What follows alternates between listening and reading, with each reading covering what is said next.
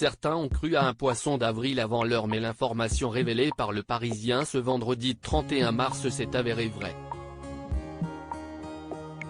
La secrétaire d'État chargée de l'économie sociale et solidaire et de la vie associative, Marlène Schiappa, est en couverture du prochain numéro du magazine de charme Playboy, disponible dans les kiosques le 6 avril.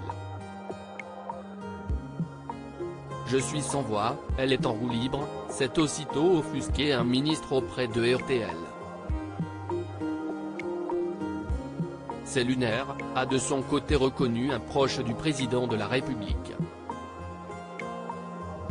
Si certains membres de l'exécutif font part de leur étonnement, c'est notamment parce que nos confrères ont révélé que l'initiative n'avait été validée ni par l'Élysée ni par Matignon. L'usage veut pourtant que ces institutions valident chaque interview d'un membre du gouvernement, d'autant que le secrétariat d'État de Marlène Schiappa est justement sous la tutelle de la Première ministre.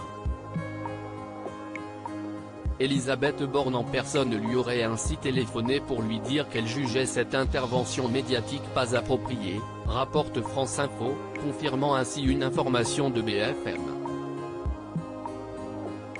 Ce n'est pas du tout approprié, à plus forte raison dans la période actuelle, souligne l'entourage de la locataire de Matignon, alors que la publication du magazine coïncide avec la prochaine journée de mobilisation contre la réforme des retraites.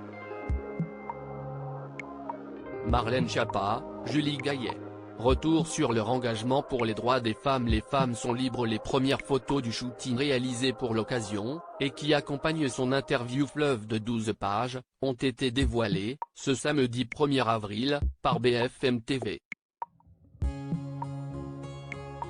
L'autrice, également connue sous le nom de Plume Marie Minelli, y prend la pose habillée d'une longue robe blanche, conformément aux précisions de son cabinet apportées dans la foulée de la révélation du journal francilien.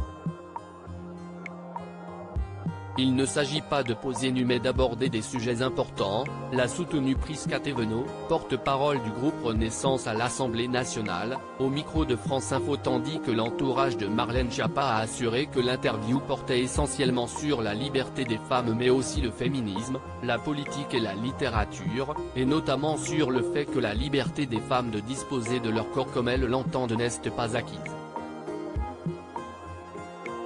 Défendre le droit des femmes à disposer de leur corps, c'est partout et tout le temps, s'est défendue l'ancienne secrétaire d'État chargée de l'égalité entre les femmes et les hommes et de la lutte contre les discriminations dans un tweet publié ce samedi 1er avril. Et d'ajouter, en France, les femmes sont libres.